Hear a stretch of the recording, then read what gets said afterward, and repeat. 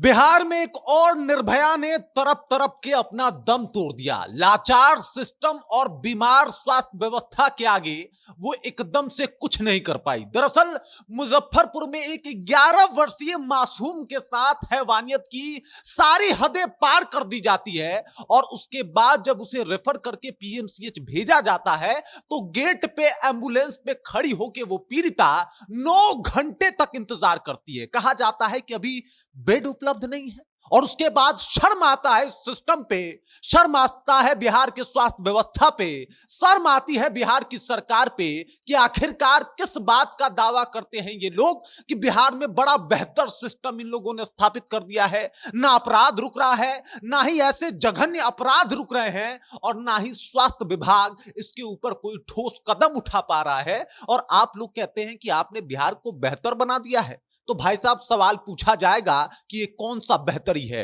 और अगर ये बेहतरी है तो ऐसी बेहतरी आप ही को मुबारक हो। पूरी जानकारी आपको बताएंगे, एक एक बात से आपको रूबरू कराएंगे, लेकिन उससे पहले मेरा परिचय जान लीजिए। मेरा नाम है रजत और आप जनता जंक्शन देख रहे हैं। आपको बता दूं कि एक 11 साल के मासूम बच्ची के साथ, बिल्कुल 11 साल की वो बच्ची थी, उसके साथ हैवानियत की सारी हदें पार कर दी जाती है और उसके बाद उसके गला को चीर दिया जाता है, उसके सीने पे जो है कई बार वार किए जाते हैं धारदार हथियार से और उसके बाद वो तड़पती है, परेशान होती है। उसके साथ तो हैवानियत की सारी हदें पार की ही जाती है। उसके बाद कई जगह और जख्म दिए जाते हैं। उसके बाद उसे मुजफ्फरपुर से जो है मुजफ्फरपुर हॉस्पिटल से पीएमसीएच के लिए रेफर किया जाता है।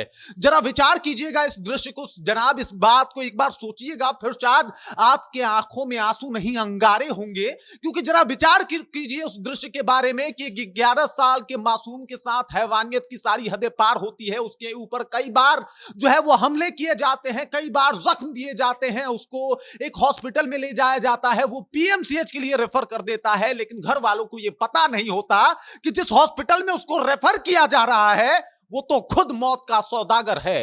9 घंटे तक एक पीड़िता खड़ी होके अपने बारी का इंतजार कर रही होती है, लेकिन हाय रे सुशासन बाबू का ये सिस्टम वहां उसके आगे ये बेबस नजर आती है। उसका एक बार नहीं कई बार उसके ऊपर वार किया गया। एक बार तो उसके इज्जत के ऊपर वार किया गया, दोबारा उसके गले और उसके सीने के ऊपर वार किया गया और जब 9 घंटे तक वो तड़प रही थी एम्बुलेंस में बैठ के तो उस वक्त सिस्टम ने वार किया कि भाई साहब देखो बेटियों, तुम्हारा सुरक्षा तो हम वैसे भी नहीं कर पाए, अब तुम्हारा जान भी नहीं बचा सकते हैं। मंगल पांडे जी किस बात का दावा करते हैं आप कि आपने बेहतर स्वास्थ्य व्यवस्था बना दिया है? यह है आपका बेहतर स्वास्थ्य व्यवस्था?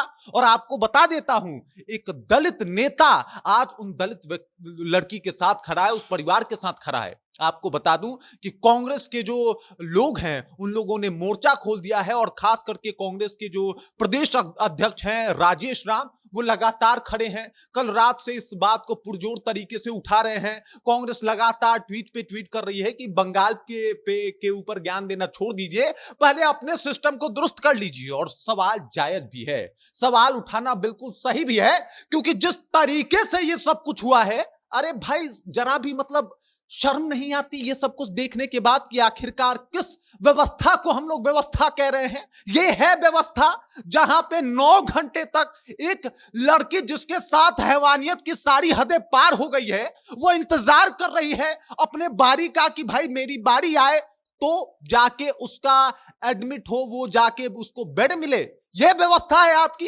अगर यह व्यवस्था है और इसे आप बेहतर व्यवस्था कहते हैं तो रहने दीजिए। और शर्म आता है पीएमसीएच के उन डॉक्टरों पे जो अपने आप को डॉक्टर कहते हैं। अरे भाई आप 11 वर्ष की उस बच्ची को बचा नहीं पाए, 9 घंटे तक वो तड़पती रही और फिर आप कहेंगे कि डॉक्टर भगवान का रूप होता है? अब मानने का दिल नहीं करता। जैसी जैसे खबरें आती हैं, अब ये सब कुछ कहने का दिल नहीं करता। और आपको बता दूं कांग्रेस का स्टैंड बिल्कुल क्लियर है। लगातार वो इस बात को लेकर आवाज उठा रही है कि भाई साहब ये जो हुआ काफी गलत है। राजेश राम लगातार इस बात को लेकर अपना पक्ष रख रहे हैं कि भाई साहब ये बहुत ज्यादा गलत है और इसके ऊपर तुरंत से तुरंत कार्रवाई होनी चाहिए। मुझे भी लगता है कि इसके ऊपर कार्रवाई होनी चाहिए। उन दोषियों को भी नहीं बख्शना चाहिए जिन जिन लोगों ने उस बच्ची के साथ ये हैवानियत की और हैवानियत की सारी हदें पार की, लेकिन उस सिस्टम को भी नहीं छोड़ा जाना चाहिए जिसकी वजह से 9 घंटे तक एक पीड़िता अपने बारी का इंतजार कर रही थी कि अब बारी आएगा तो अब उसका इलाज होगा। इन डॉक्टरों को क्या फर्क पड़ा भाई? एक लड़की चली गई, 11 साल की लड़की, ना सिस्टम ने उसका साथ दिया, ना ही डॉक्टरों ने उसका साथ दिया, ना ही यहां का लॉ एंड ऑर्डर दुरुस्त है कि इस घटना को रोक सके, और ना ही यहां की स्वास्थ्य व्यवस्था ठीक है कि डैमेज कंट्रोल कर सके। और आप कहते हैं आपने बेहतर स्वास्थ्य व्यवस्था बना ली है। मुबारक हो, ऐसी ही बेहतरी आपको। बाकी इसके ऊपर क्या ही कहा जाए, मेरे पास आज सही मायने में शब्दों की कमी महसूस हो रही है। बाकी अगर आपको कुछ लग रहा है दोस्तों, तो आप कमेंट करके अपना बात जरूर रखिएगा, अपना विचार जरूर रखिएगा, क्योंकि आपका विचार यहां पे जानना काफी अहम है। बाकी आप देख रहे हैं जनता जंक्शन और मेरा नाम रजत है।